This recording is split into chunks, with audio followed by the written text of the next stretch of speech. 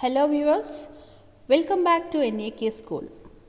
In the last video, that is 3.2, I have explained about double entry bookkeeping system and steps to process the accounting information. In this session, we will look into the process of journalizing transactions. Before that, we will relook into the steps of accounting process first. All business transactions need to be recorded in the journal book according to the principle of double entry bookkeeping. Later, all transactions need to be summarized and maintained in the process of ledger accounts. To check the result of operations, a periodical trial balance can be prepared to see the result in the form of gross profit from trading account, net profit from profit and loss account. Finally, the value of total assets and liabilities of a business will be shown in the balance sheet. To describe the meaning of journal, the word journal is derived from the Latin word journ, which means a day. Therefore, journal means a day book. Day-to-day business transactions are recorded in chronological order. Here is the sample journal book for your reference. To see with the example, here Mr. Nivas has started a furniture trading business with his own cash of 50 lakhs Indian rupees and named his business as Vaibhav Enterprises. He has noted his day-to-day transactions in a raw form as he doesn't know about any accounting process. After a month, he started analyzing all his business transactions and unable to find any result in financial terms. We will convert all the raw transactions into accounting form to help him. The transactions are like this. Before observing each transaction, it is important to understand about the nature of transactions. All business transactions are economic transactions. Hence, money is involved in each activity with the intention of either earning or spending. Therefore, there are three forms of money involvement in any business activity. First, direct cash. Second, bank transactions such as exchanging checks, online transfers, demand drafts, etc. And the third one is credit form. With this, we will exchange something without giving money in cash or of the bank form. Hence, we need to remember the person's or organization's name to settle the money in future. So, in each transactions, one account should be monetary account such as cash account or bank account or personal account with name. The corresponding accounts are to be identified based on the purpose of money exchange. Now, let us focus on each transaction to journalize this. On 1st of April 2021, business has been started with cash, which means cash is investing on business by a owner. When we write these transactions in the accounting books of business, we should think from the business perspective and we will consider that the cash is coming to the business by owner. Hence, one cash account is to be created. The owner consider this cash as capital of the business. So, capital account in the name of business has to be maintained by a owner. From this assumption, we have identified cash account and capital account. Based on the double entry system, cash account comes under the category of real account as it is an asset for the business, and capital account need to be considered as personal account in the name of business. When we see the debit credit rules from this table for real account, we should debit what comes in and credit what goes out. Hence, cash account will be debited as it is coming to the business.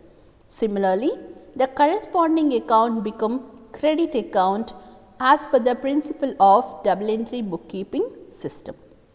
or we can check the correctness of capital account before deciding as it is credit. To check this, we need to observe the rule for personal account. There, we debit the receiver and credit the giver. The capital is in the name of business and it is given to the owner to manage the business. Hence, business becomes a giver, so we are crediting this account. The appearance of the entry should be like this on the journal book with date, account details under particulars and amounts in the corresponding columns.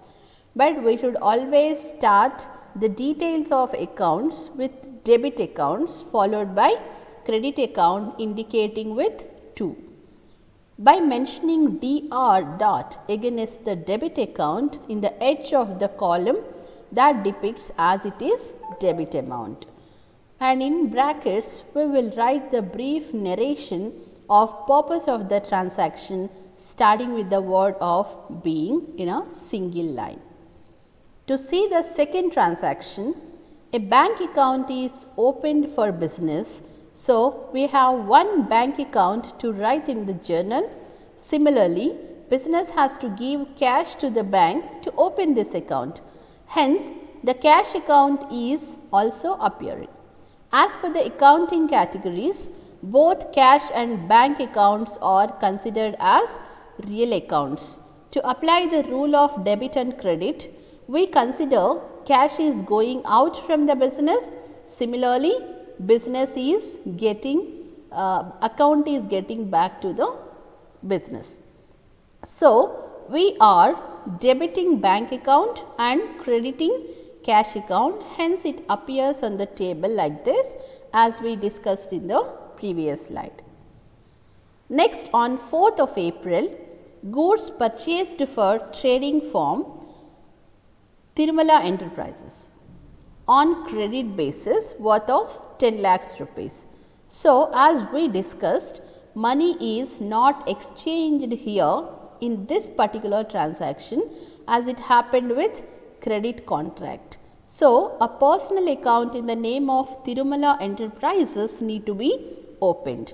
To find the corresponding account, we need to observe that when business purchased goods for trading, it has to maintain a purchases account to maintain the continuous purchases. Hence, the two accounts are identified and next to check the debit and credit rules. Let us focus on the table. Tirumala Enterprises account is considered as personal account and at this point of time they are the givers to the business. So, it is to be credited and the purpose of account is considered as nominal account as it is an operation of business and as one of the expenses. The rule says debit all expenses and losses. Finally, to start the entry with debit transaction, the record appears like this as purchases account debited to Tirumala Enterprises account with 10 lakhs rupees on each side. In the next transaction on 10 April, a motor vehicle is purchased for business and paid the amount of 12 lakhs rupees in check. When money is involved in check form, a bank account need to be reflected and the purpose of this spending is to purchase a motor vehicle which is an asset or property for a business. So, an account to be created in the name of motor vehicle. Here both bank account and motor vehicles accounts are part of real accounts. Hence, motor vehicle account need to be debited as it is coming to the business. Similarly, bank account is credited because the check is going out from the business. So, the entry appears as follows. Next, on the 12th April, goods sold for cash worth of 6,50,000 rupees. So, cash is in the corresponding account in sales. According to the rule book, we have two accounts here. Cash account is a part of real account and sales account is part of nominal account. So, we are debiting cash because it is coming into the business, and we are crediting sales account as it is profit for the business, and hence it appears like this. The next one appears as similar somehow, but money is in different form. A credit sales happened worth of 4 lakhs. So, an account in the name of Anand is 1 and the sales account is the corresponding account. Same as the above, sales account is crediting, whereas Anand account is debiting, as he is the receiver from the business under personal account rule. So, entry comes as Anand account debited 4 lakhs to sales account with 4 lakhs, and also narration is described in the brackets. And on 18th of April, rent has been paid for godown in the cash of 15,000 rupees. Cash account and rent accounts are to be created to decide the debit and credit. See the table, as cash is going out while paying, this has to be debited, and rent is a part of nominal account and an expense should be debited. So, the transaction should appear like this: rent account debited to cash account, and next entry is to be the settlement on 22nd April.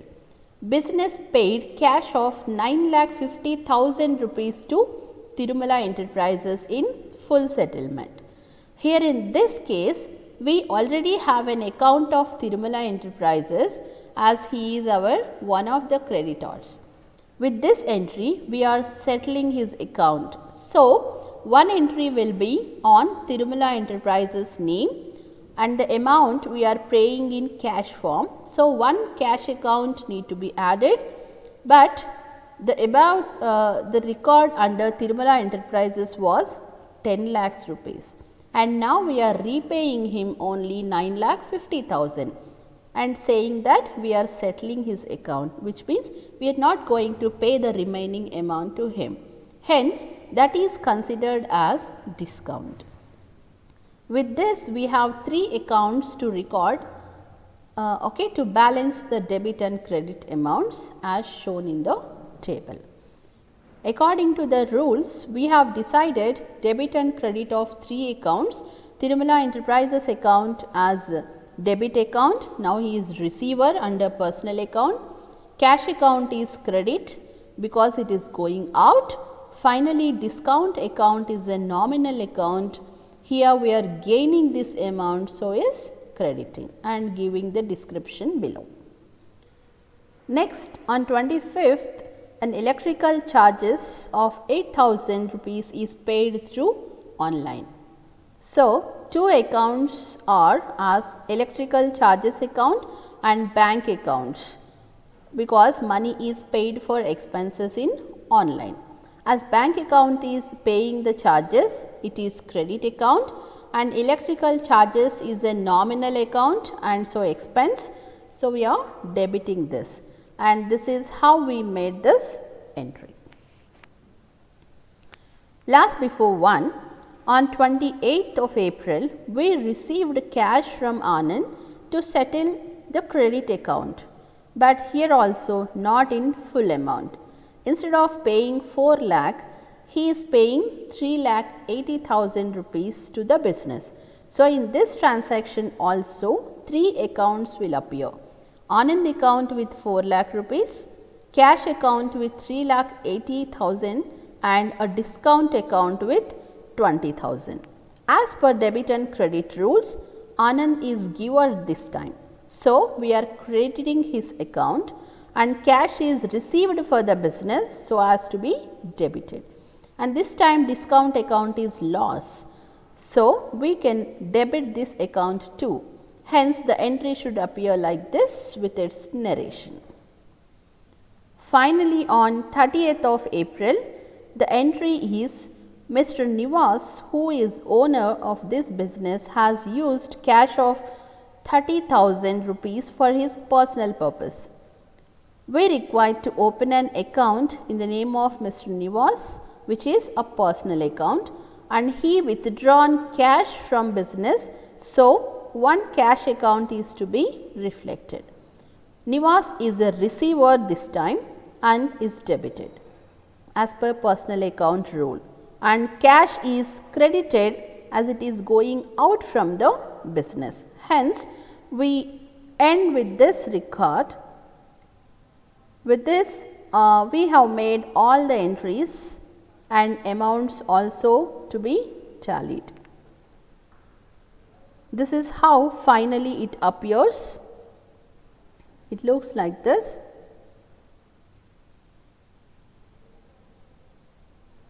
Thank you for watching now, and wait for the next video on further process. Thank you.